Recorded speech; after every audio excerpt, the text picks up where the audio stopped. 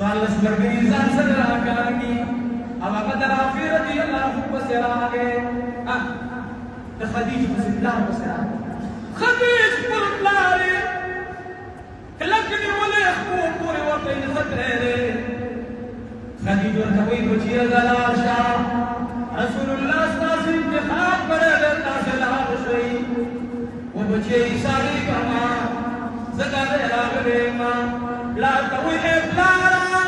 وکړه زور مانه خپله خلاصه کړه نو چې ته زما نه خپله نشې خلاصولی ای بابا جانه زه به خپلې معشوقې ته یو کافر سپو پورې ونښلمه هغې پورې بې مالې ولی ای بابا جانه چې راویې غورځومه سوال درته کوم ما ته ځان نه معافا کوه د رافع او د خدیج په جګړه باندې رسول الله پوه شو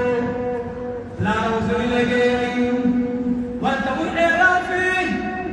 ولې کلکې نښتې زه لاړه شه